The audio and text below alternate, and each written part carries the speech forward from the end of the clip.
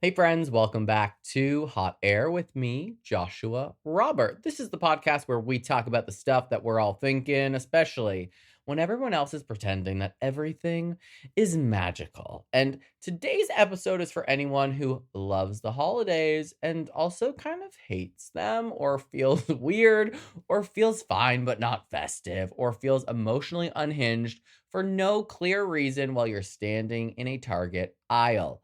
That is me. And I know I said it's religion, religion, religion, Jesus central up in here in December, but something happened the other night that made me pause and made me think for a moment about kind of the bigger picture and what is important or could be important or frankly should be important. I was scrolling through social media as I do while I was in bed, as I do, and I saw that just down the road, a few blocks away, that the freeway was closed down because somebody had jumped off of the bridge. And that happens a lot this time of year. And it's really sad. And it's like we see it too much. We see so many people that just can't handle it, whether it's mental health, whether it's the state of the world, whether it's politics affecting them so deeply. There's these things that are just so deep inside us around the holidays that the holidays kind of magnify, right? So I was like, let's pause from religion and let's kind of dive into that a little bit. The mental health aspect of it. That's kind of where this concept came from. I was like, let's pause Jesus for a hot second and see if we can offer something a little bit more helpful, something that's going to help uplift those that maybe feel a little down this December. So again, we've talked a lot about religion this month, trauma, super heavy stuff. So today we're doing something different. This is a gentler episode. It's still honest. I'm still going to be hilarious, obviously, but it's very much a sit on the couch with me.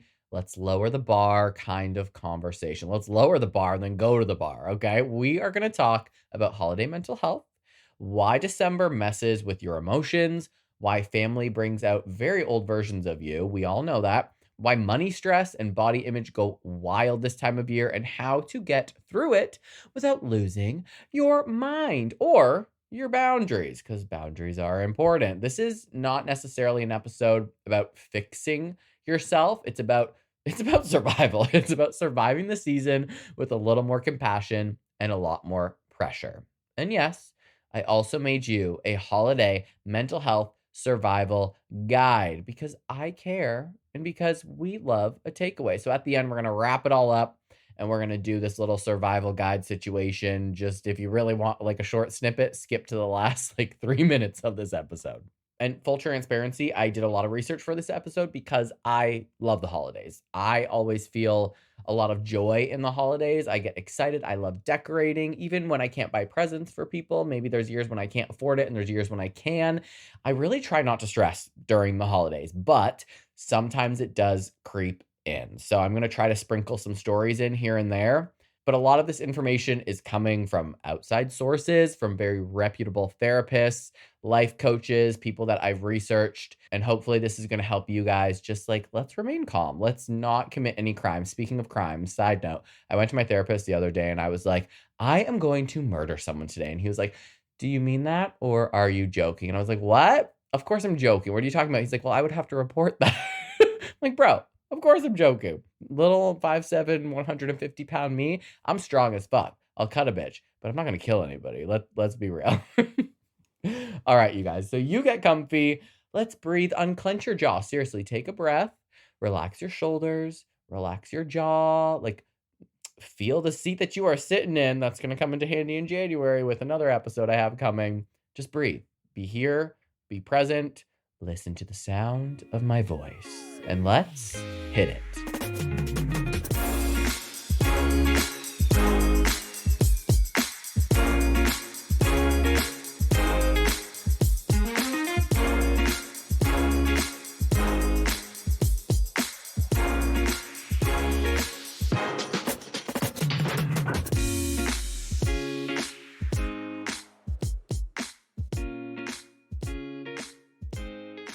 Part 1.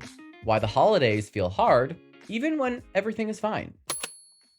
Let's begin with the most confusing feeling of December, when nothing is technically wrong, but you feel a little bit off. like emotionally itchy, like something is bothering you, but you cannot point to it. You don't know what it is. So your brain just shrugs and says, well, I guess we're sad now. And this frankly happens not just in December. This is actually incredibly normal, though. And no, you're not ungrateful, you're not broken, and you are not dramatic. There is a real science behind this. The holidays bring a perfect storm of emotional pressure, disrupted routines, less daylight, there's more alcohol, there's more sugar, there's more expectations, and a sudden demand that you feel joy on command. Your nervous system does not respond well to being told, okay, go be happy now, put a smile on, joy to the world.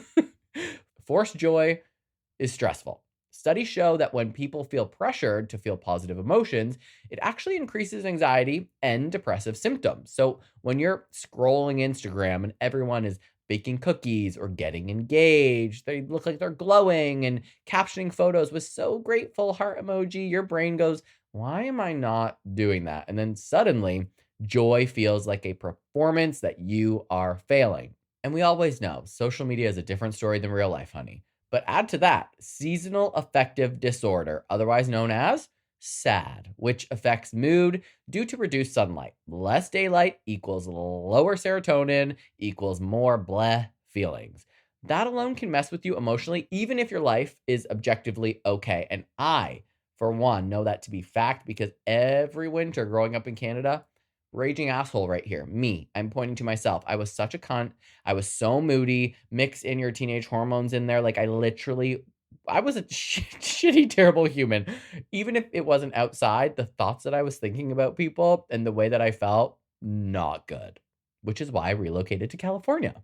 There's also another aspect to this. There's emotional memory. December is loaded with past experiences. You've got family stuff, old relationships, breakups, losses, traditions that don't exist anymore, and your brain remembers all of it, whether you want it to or not. So when you think, nothing's wrong, so why do I feel so weird? The answer is usually because your nervous system is overwhelmed. Your expectations are unrealistic, and your emotions are responding honestly. So here's how we are going to reframe this once we can point it out. You don't need a reason to feel the way you feel. A practical tool here is emotional labeling. Research shows that simply naming what you're feeling, I feel overwhelmed, or I feel disconnected, or I feel pressured, reduces the intensity of that emotion. You don't have to fix it, you just name it, which really brings me back to the core of this podcast. When I started it, I was in a state of limerence over some guy. And that limerence wasn't love. It wasn't lust. It was my brain doing something else. Go listen to that episode about limerence. You'll learn a lot. But giving something a name, whether it's a name you make up for it, like manifesting, which I've also talked about on other episodes, when I'm also dating someone or getting to know somebody new, when I start thinking about our cabin in the woods and our wedding and meeting the family when I've only known them for like a month, I think it's manifesting. What it is manifesting, and it's not good when it doesn't work out. So give it a name, make it up, or just point out what your emotion is. Also, stop asking yourself why you aren't happier and start asking what you might need more of. Do you need more rest? Do you need less socializing? Usually it's that. Fewer plans? Usually it's that. Do you want more comfort? Your emotions are just data, they are not a failure. So feel what you have to feel. Don't beat yourself up for feeling that. I always am like, I might have plans tonight. I might have plans on Saturday. If I don't feel like it on Saturday, I'm not going. Even if I committed to those plans a month ago, if something happens where my emotions say, you just really don't want to be there, are you going to have FOMO? Do you feel like you're going to miss out? If not, and your mind and your body and your soul and your heart is saying stay home, stay the fuck home. Do yourself a solid. Listen to your feelings. Part 2, family dynamics, the holiday remix that nobody asked for. Nothing humbles personal growth like going home for the holidays, which is why I don't do it anymore. You can be emotionally evolved. You can be in therapy, self-aware, drinking your green juice, and then one comment from a family member sends you spiraling back into your 17-year-old self faster than you can say, I've done the work. And we all know exactly what that feels like. This happens because family activates old neural pathways. Your brain associates these people with earlier versions of you. So it automatically drops you into those roles: the responsible one, the screw up, the quiet one, the why are you still single one, or in my case, the funny hot one. I'm kidding, but am I kidding? You'll never know. But truly, this really resonates with me. Like, this is right on point because I keep saying to my family, I'm like, stop holding me to a standard of 16-year-old me. I am 37 now. I'm a completely different person. But what they're actually doing is activating these old neural pathways. So it's technically not their fault. I just have to work on rewiring my noggin, which we know takes some time. And this whole experience is called emotional regression, and it's incredibly common. Your nervous system isn't responding to the present moment, it's responding to a memory. That's why one comment can ruin your entire mood. It's not about what was said, it's about what it represents. And for some people, that can be really heavy, and others, not so much. But here is a good little reframe that I'm going to take, and you can take. You're not overreacting, you're time traveling. And a helpful tool is just to ground yourself in the present. Literally say to yourself, I'm an adult. I live my own life and I am safe. And it sounds cheesy, but it works incredibly well. Remind yourself of who you are now. Another tool, choose one sentence that you won't engage past. Something like, I'm happy with where I'm at, or I'm not discussing that today. Repeat it like a broken record. You do not owe explanations. And also, we know humor helps. Laugh internally, sometimes laugh out loud. You are allowed to observe the chaos instead of absorbing it. Part 3. Grief shows up loud as hell during the holidays. Grief does not check the calendar. It shows up in empty chairs, missing texts, traditions that feel hollow, relationships that did not survive the year, especially that. Because, if we're dating someone, we're like, oh, can't wait to have Christmas with them. Sometimes it doesn't happen. And it doesn't just apply like to death. We grieve breakups, friendships, old versions of ourselves, the life we thought that we would have by now. Again, something we can all relate to because most of us are not in that place that we thought we might be in, which is also not always a bad thing. But the holidays amplify this because they're built around memory and meaning.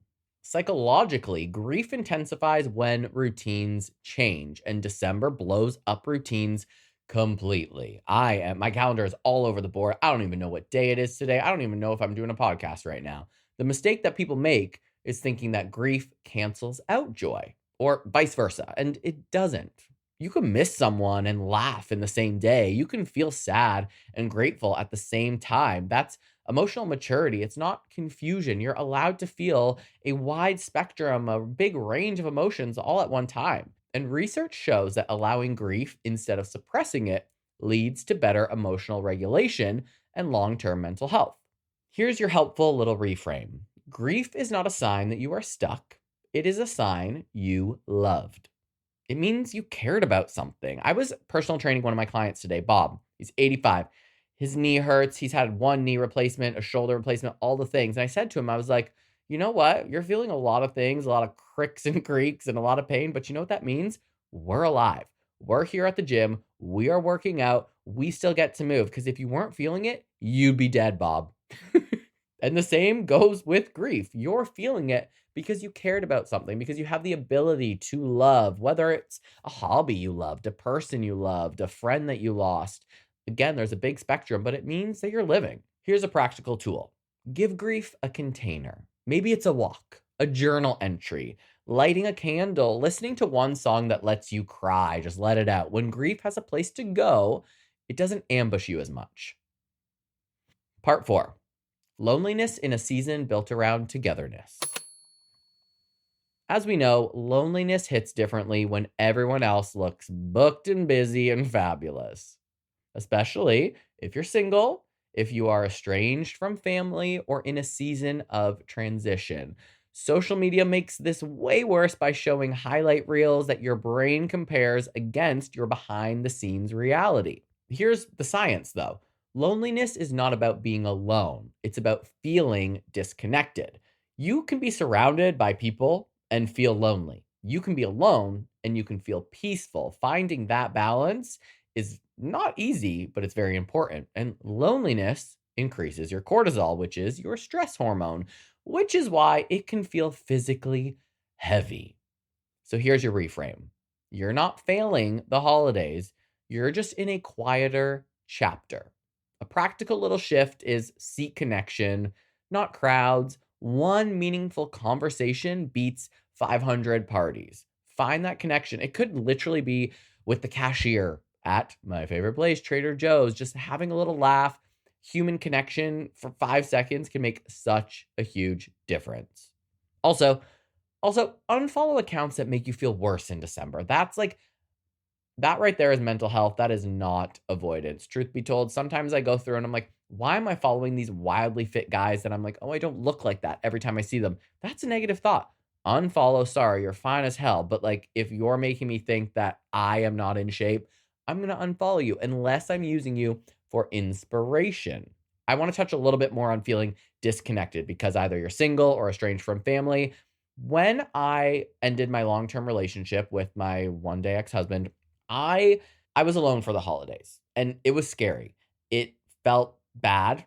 It was sad. It was just a weird vibe because nobody expects a marriage to end. So I was spending the holidays alone. I also was like, I don't want to go back to Canada for Christmas because it's very expensive, cold as hell, have to take time off work. At that time, I wasn't making that much money. So I stayed here and I stayed alone and I tried to find peace in it.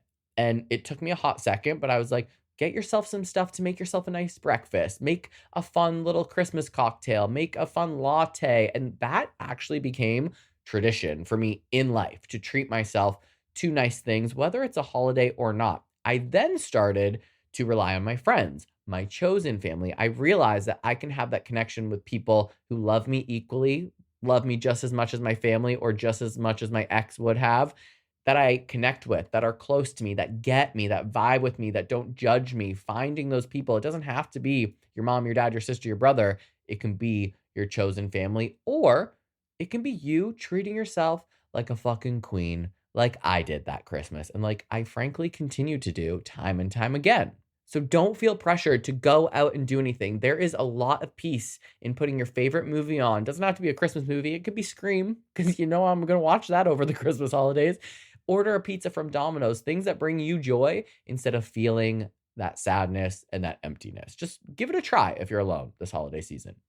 And now we're moving on to something equally as important, part 5, the financial stress that nobody talks about.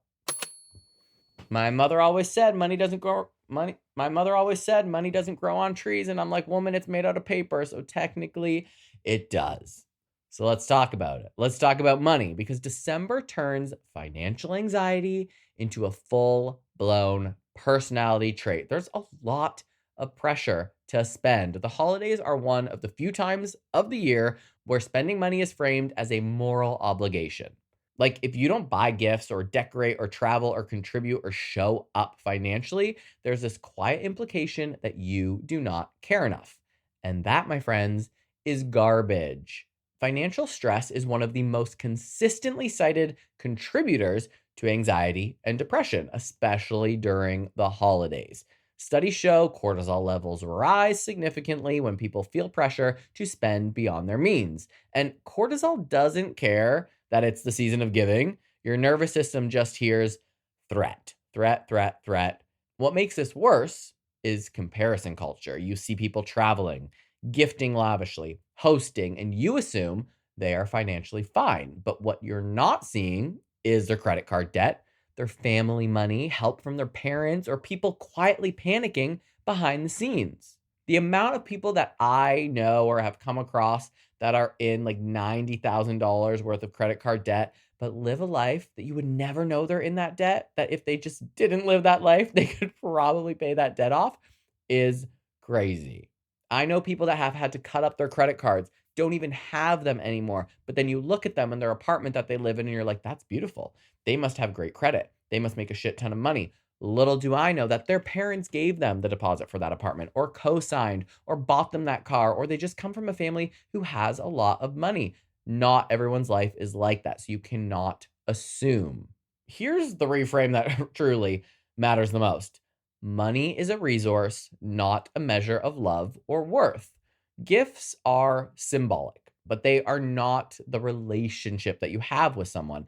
If someone equates your value with how much you spend, that's not a you problem. That is certainly a they problem. And that's a selfish little bitch if you ask me. So, a really helpful tool here is pre deciding. Before emotions kick in, decide what you can afford, who you're spending it on, and where you're opting out. Write it down, like literally make a list, because once emotions enter the chat, logic is going to leave the building.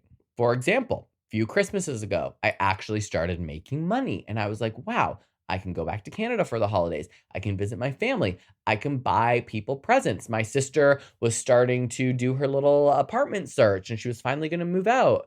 And I was like, let me get her some fun stuff for her apartment, or lipstick that she likes, or just things like that. And I've never been able to afford to buy people Christmas presents before. As a struggling artist in LA, I could barely pay my rent. I literally had to like rip my car apart to find quarters so I could go to the 99-cent store so I could buy spaghetti and canned tomato sauce multiple times because I had no money. It was hard out here for a pimp, okay? It was rough. But there finally came a time that I started making decent money and I was like, I want to pay it back or pay it forward or show people that I care. So I got everyone gifts and it feels great, but I didn't get everyone these lavish gifts. I got something nice for my dad. I got something nice for my stepmom. I got something nice for my sister, and that was it. I didn't even, for my mom and my stepdad, I got them like smaller things. And one day, I imagine I'll flip that around one day when I do go back to Canada. But you make a list, you figure out what you can spend, you decide who you want to spend it on. And if they feel bad about it, too bad for them if they didn't get a present. But like, you just do what you can do. We can't all buy fucking Maseratis for our neighbor, okay?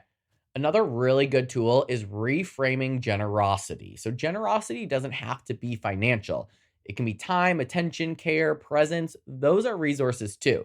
And research on relational satisfaction shows that people remember emotional connection far more than material gifts. And I feel like that's a given, and we all know that. So, why are we out here struggling? Also, normalize saying this out loud. I'm keeping things simple this year, or I'm opting out of gifts this year, or I'm focusing on presents and not presents. Get it? Presents versus presents. Okay, good. We're on the same page. These are not confessions. They are boundaries, and we love a boundary. You can decide what you want to do. Maybe you're like, fuck this. I'm going to get myself Botox this year. The rest of you get nothing. Do it. I support that message. Okay, and one more thing.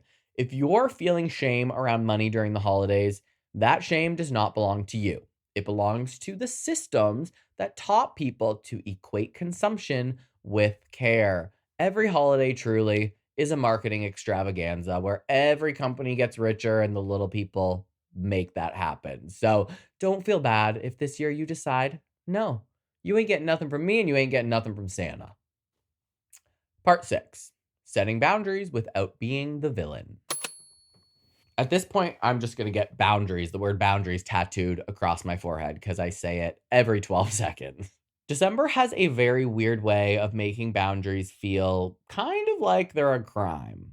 Suddenly saying no feels rude, leaving early feels selfish, not engaging feels dramatic, and somehow you're expected to override your own mental health in the name of tradition.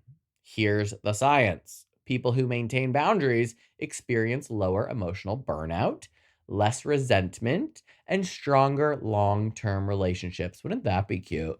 A long-term relationship. Maybe one day. But boundaries don't destroy connection. They actually preserve it. The reason boundaries feel harder around family is because family often benefits from not having them. That is the thing. Family doesn't usually get boundaries. They don't understand when you draw a line in the sand, when you state what you will and will not accept or what you will and will not do. Family tends to think that they just get the go ahead to do whatever they want, to act however they want, to be whoever they want because you're their child or you're their brother or you're their cousin. No, honey, I got a boundary and we're going to stick with it. If you've always been the accommodating one or the fixer or the emotional sponge, boundaries feel like a personality change to other people. But to you, they feel like relief. Here's a crucial reframe. Discomfort is not harm. Someone feeling disappointed because you said no is not the same as you doing something wrong. And here's some tools that can help with that. You can have a neutral delivery, a calm tone, minimal explanation. You don't need to go into the depths of that. Repetition. Say the same sentence without expanding. And then have an exit plan. We love an exit plan. Drive yourself where you're going, set a time limit, have an out. I do this all the time. If I go out, I'm like, by 10, I'm leaving. And I tell people beforehand, I'm like, just so you know, 10 o'clock, I'm leaving. And I do. And if I want to stay longer, great. It's very rare that I want to stay out longer. My dog and my bed are calling. But I set these boundaries for myself, for the group, for my entire evening before I go out if I know that I want to be home and resting by a certain time. It's not a big deal. And if people don't like it, they'll always be like, no, stay out longer. Let's have a shot or let's go here. And I'm like, girl, I got to get my beauty sleep in. Like, no, it's not happening. And some other examples that you can say quite literally to kind of set these boundaries, you can say, I'm not getting into that today. If someone's trying to talk about something that you don't want to talk about, or say, I'm leaving early, love you, goodbye, or I'm not discussing my body, or I'm not discussing my relationships, I'm not discussing my job, because everyone's like, so are you dating? Are you still single? Ask me something else, please, dear God, this holiday season. Do not ask me one more time if I am single. I'm actually going to get a shirt made that says, yes, bitch, I'm still fucking single, okay? Remind me of it again.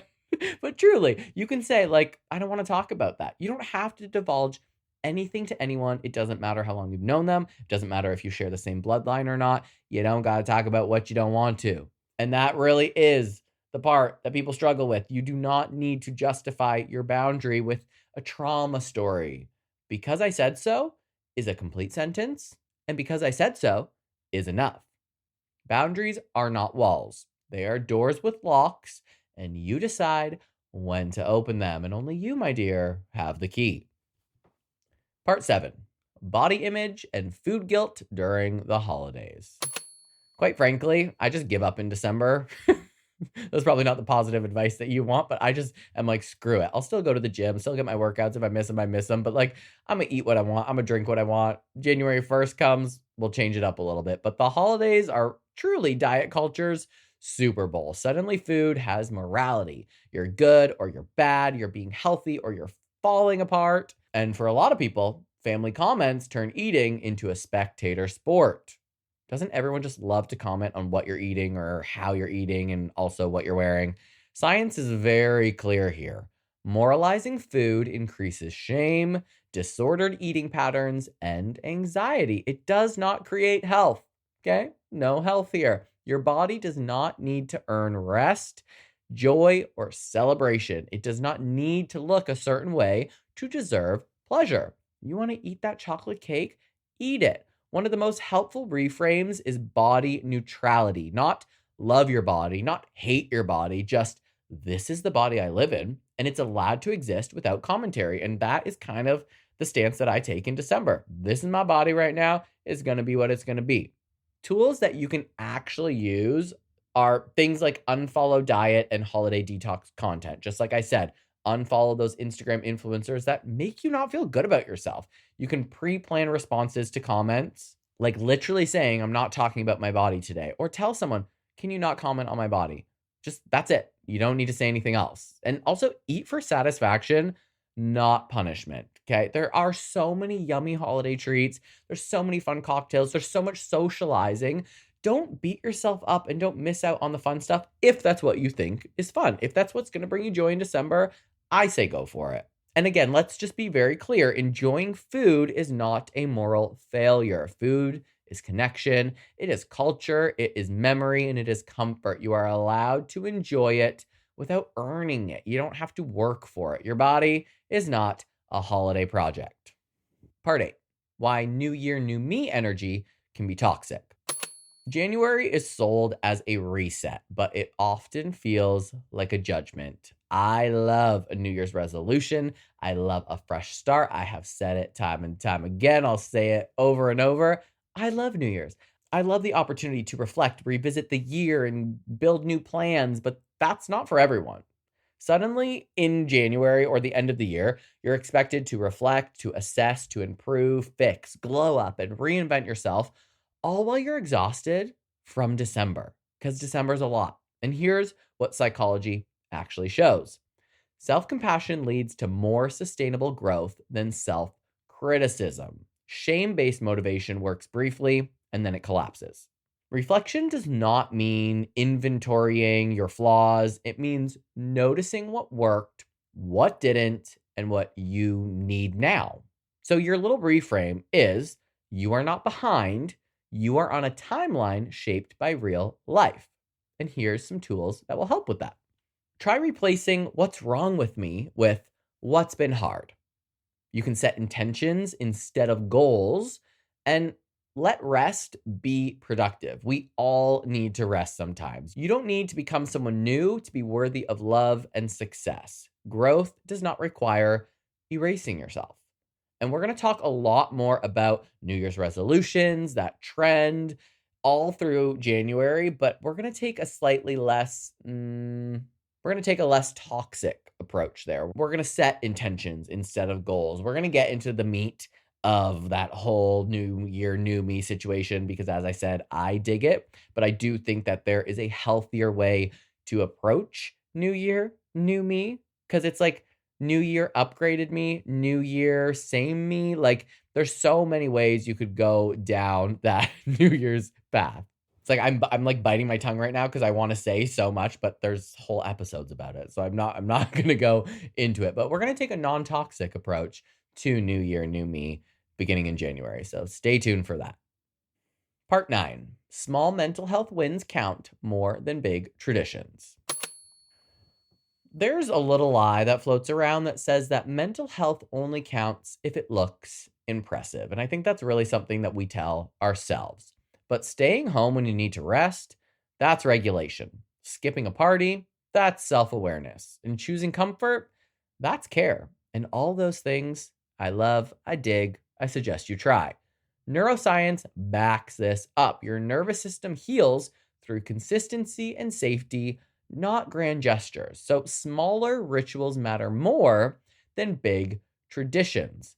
It could be a walk, a nice quiet morning. I love a quiet morning with my coffee and my dog. I have a little ritual. I put on Real Housewives on Saturday morning. I make myself avocado toast. This month I've been making these fun little Christmas lattes that are in these really cute West Elm mugs that I ordered. And just having those little rituals are much more important than these big giant traditions. And it could also be a favorite movie or a meal that just feels grounding. Here's your reframe. You don't owe performance, you owe yourself peace. You get to create holidays that feel supportive, not punishing. Truly, the holidays can be whatever you want them to be. If you want to sit at home alone in your PJs, go for it. If you want to go see a DJ, go for it. If you want to fly across the country and go to what are those Christmas markets in Germany by yourself, go for it. You can do whatever you want for the holidays. You just got to reframe it. And our final little section, number 10, it's okay if the holidays are not magical. Let's end this with permission. The holidays don't have to heal you. They don't have to be meaningful. They don't have to be joyful. They can just be like fine. It can just be whatever. Fine is allowed. Quiet is allowed. And low key is allowed. The Hallmark version of the holidays is completely fictional. Real life is messier. Real life can sometimes be quieter. And real life is far more honest. Here's your reframe. This season doesn't define you. It passes through you. Because December is going to come and go. You're still going to be here on the other side of it. Joy doesn't have to look loud. It can look like peace or relief or rest. And sometimes that joy that we think others are experiencing, again, is not always the case. Like this is an example that it's not true, but I usually do my holidays with my friends who live in the Hollywood Hills, and they have a beautiful home. And I always take a really nice picture with me and my dog overlooking the view. And then I text that picture. I do a little editing, of course. I put a little Merry Christmas, some friggin' snowflakes or something. And then I'll text that to my friends, my family as like my digital Christmas card on the day of Christmas. But like on the inside, I could be crumbling. I could be sad. I could be depressed. And they all comment, oh my God, it's beautiful. It looks so warm. You're living the life. You're so lucky. But like, little do they know, I could feel terrible on the inside. That's not the case. I'm always grateful to be there. I've never had an experience at Christmas where I've like super been sad or depressed or like not into the holidays. So I'm very grateful. I feel very blessed to have experienced a life like that. But just because something on the outside looks glowing and beautiful doesn't always mean that it is. And if all you do this season is survive with your mental health intact, that definitely counts. And that is very important. So now we're going to recap and put all of these 10 sections into a very short, easy to use tool, a no pressure, no perfection guide to getting you through the holidays with your sanity intact. So this is really the Cliff Notes version. We're going to revisit these things, give you a little reminder, and maybe reframe some of them so they might absorb better. So number 1, you don't need a reason to feel weird. If everything looks fine, but you feel off, that is normal. Shorter days, more expectations, disrupted routines, and emotional memories all hit at once. Try this. Name the feeling instead of judging it. Say, I feel overwhelmed. I feel disconnected. Naming your emotions reduces their intensity. Number 2, family can trigger old versions of you. Feeling like you've regressed, it's your nervous system responding to old patterns. Reframe it. You're not overreacting, you're time traveling. Again, ground yourself in the moment. Say, I'm an adult, I live my own life, and I am safe. Number 3, grief can coexist with joy. Missing people, relationships, or past versions of yourself doesn't mean you're stuck. The truth is that grief doesn't cancel joy. They can exist side by side. You go on a walk, you journal, you light a candle, put on a song that lets you feel, watch a movie that might make you cry. Give grief somewhere to go. Number 4, loneliness versus being alone. Loneliness is about disconnection, not proximity to people. Protect your mental health. Unfollow accounts that make you feel worse about yourself. Choose one meaningful connection over multiple obligations. Number 5, money does not measure love. Holiday spending pressure is real, people, and it's very stressful. Set your boundaries early. Decide your budget ahead of time. Stick with it with no guilt. That is your plan. Screw anybody else who says otherwise. Choose presents over giving presents. Again, you get that, right? Presents over presents. Good. Number 6, boundaries are not rude. Saying no, leaving early, or opting out is self-respect. Phrases that you are allowed to use. I'm keeping things simple this year. I'm not discussing that today. I'm heading out early. Love you. Bye. Talk to you never. 7, food is not moral. Enjoying food is not a failure. Your body does not need permission to exist. You got to shift that language. Food, well, it's fuel, it's culture, it's comfort, and it's connection. It is not a test. Go eat that gingerbread cookie that has way too much icing on it because gingerbread cookies are the bomb. 8, you are not behind. New year, new me pressure can turn reflection into self-criticism.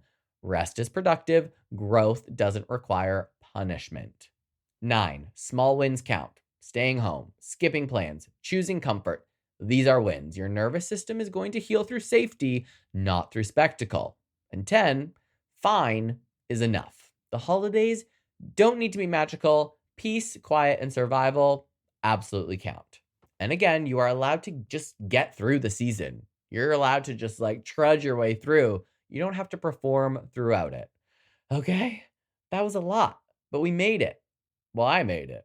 And if you made it this far, first of all, proud of you. Good job. I quite frankly think a lot of these are really helpful. And if nothing else, I do hope that this episode reminded you that you're not being dramatic or broken or ungrateful or failing the holidays, because truly December is a lot. I'm already feeling it. When I was teaching some of my classes earlier, I was like, you guys, I got an attitude today. It's the end of the year. It's only going to get worse. So let's keep things moving. And truthfully, the fact that you're still showing up at all says more about your resilience than any perfectly wrapped gift ever could.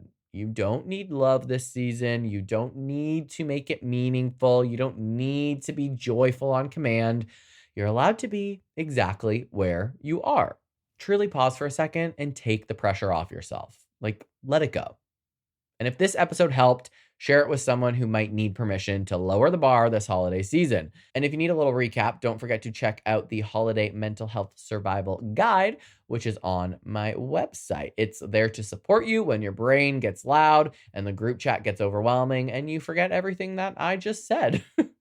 Also, make sure you're following me on Instagram and TikTok at _hotairpod. Visit my website, hotairwithjoshuarobert.com, for that holiday survival guide, to submit your listener stories, to shop my merch, and also submit your topic suggestions. We are almost through December. We're going to be shifting gears soon enough. Stick with me because I feel like I'm just like almost there. We're almost there. 2025 has been insane, you guys. So thank you for being here. Thank you for listening. And of course, I will be back. Duh. But until then, take care of yourself the way that you would take care of someone that you love. Tell yourself what you would tell your friends, okay? My therapist always says that. What would you tell your friend? And that really brings me back down to earth. But anywho, I'm going to be on my way. So stick around. Next Tuesday's episode is a goodie. I have a guest. She is a pastor here in San Diego, and we were talking about a inclusive religion. We're talking about Christianity from an LGBTQ plus church and pastor point of view. It's a really good contrast to all of these heavy religion focused episodes that I have done thus far. So I really think that her perspective is going to bring a lot of light to this topic of religion that has been, frankly, a little bit dark this December. So stick around for that next Tuesday. It's really good. You're not going to want to miss it. But until then, I will see you next Tuesday.